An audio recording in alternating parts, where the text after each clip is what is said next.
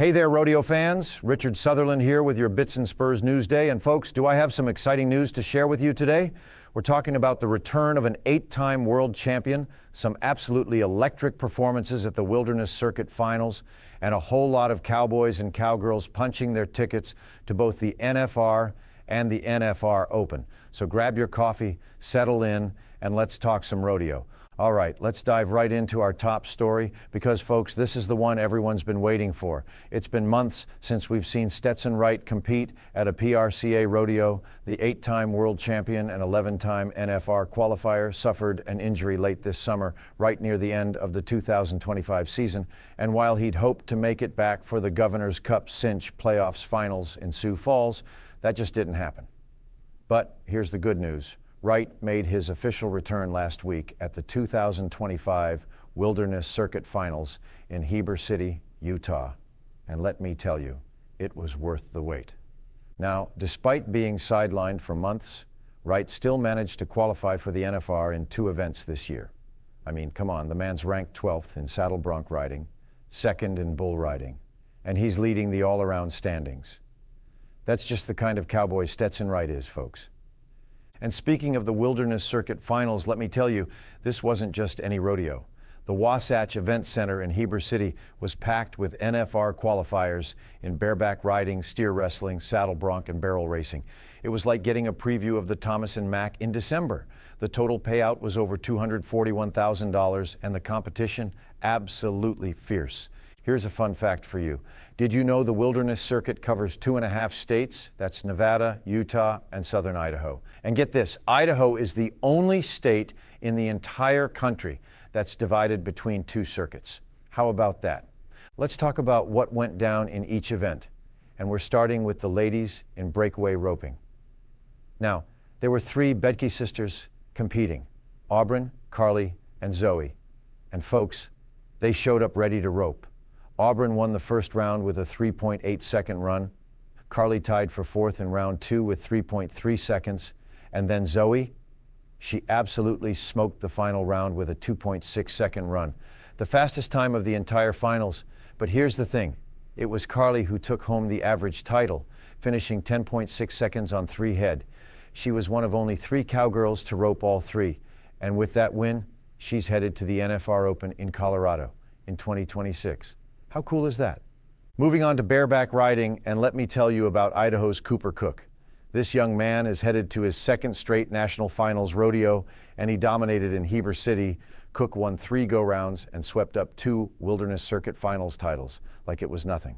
He scored 87 points in the first 2 rounds, first on Silky, then on Spotted Mountain, and finished with an 86.5 in the final round on Rosie's Fight That Average championship.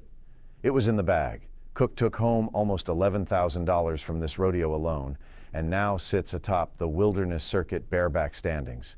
He's earned himself another NFR Open qualification.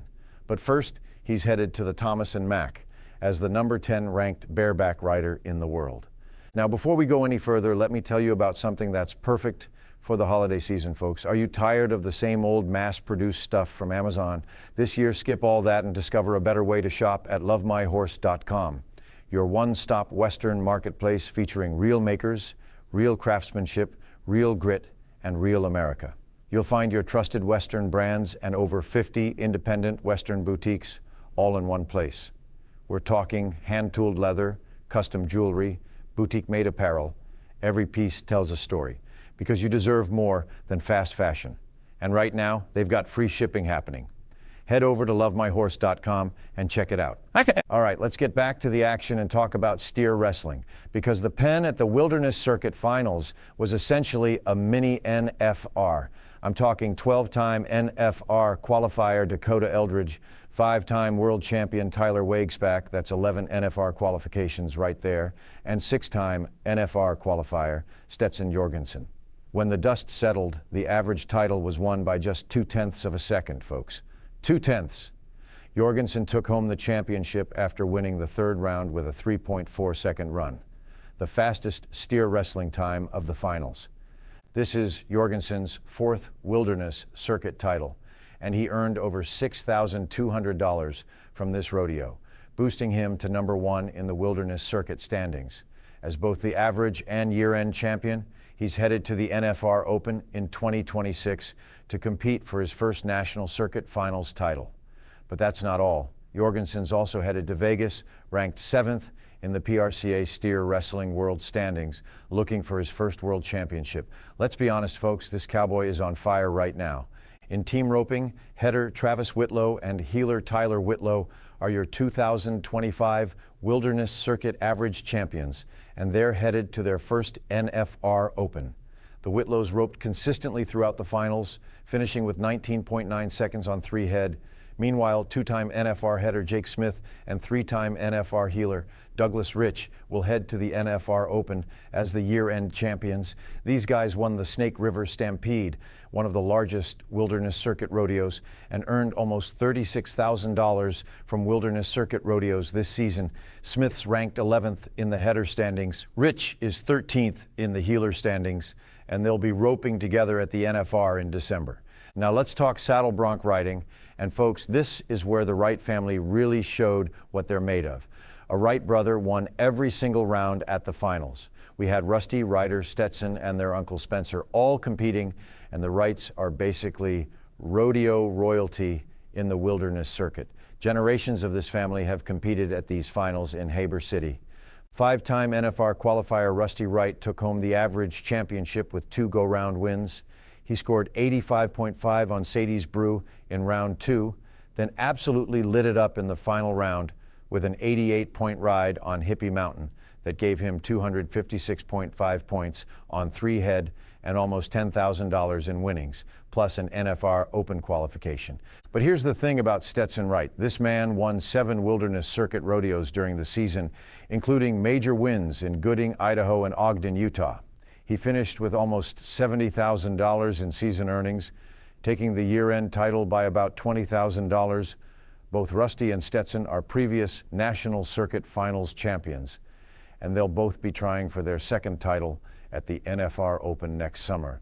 In tie-down roping, Utah's Chase Webster roped an 8-second time in the final round that earned him second place, just behind Tom Simpson's 7.9-second run. But in the average, Webster came out on top with 32.6 seconds on 3 head, winning his very first Wilderness Circuit Finals average title and earning an NFR Open qualification. I mean, really, how exciting is that?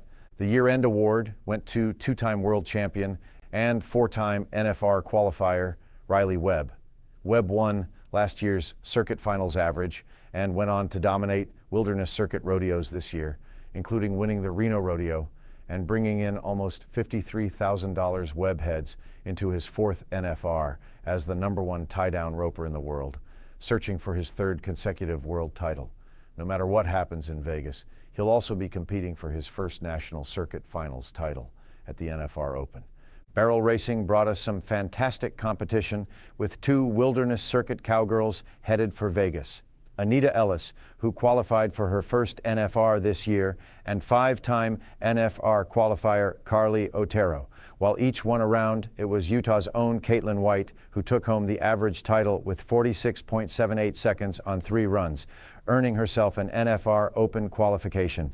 And now, folks, let's talk about what everyone was really watching for: the bull riding and Stetson Wright's return. If you've been following the season, you know Wright suffered that injury late in the year and missed the end of the regular season.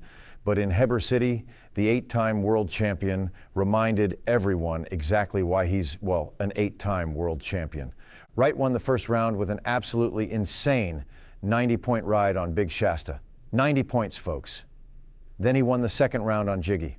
There were no qualified rides in the 3rd round, which means Wright was the only cowboy to cover 2 bulls, earning him the average win with 176 points on 2. Come on, that's just incredible. Wright also earned the year-end champion title with 5 Wilderness Circuit bull riding wins and $79,000 in circuit winnings. And here's the kicker: as both the Saddle Bronc and bull riding year-end winner, Wright also earned the 2025 Wilderness Circuit all-around year-end crown. This man is just unbelievable, folks. So what does all this mean? It means we've got an absolutely stacked field heading into the NFR in December, and we've got a whole bunch of cowboys and cowgirls punching their tickets to the NFR Open next summer, the Wilderness Circuit Finals, delivered the kind of rodeo action we love to see, and Stetson Wright's comeback, well, that was just the cherry on top. Before I let you go, remember, trade fast fashion for the real thing this year. Head to lovemyhorse.com, where you'll find all your favorite Western boutiques and get free shipping for a limited time only. Trust me, folks, your Christmas shopping just got a whole lot easier and a whole lot more authentic. That's all for today's Bits and Spurs News Day. I'm Richard Sutherland, and I want to thank you for joining me. Don't forget to visit the link in the description to get news alerts sent directly to your phone. That way you'll never miss a beat in the rodeo world. Until next time, keep your boots dusty and your spirits high.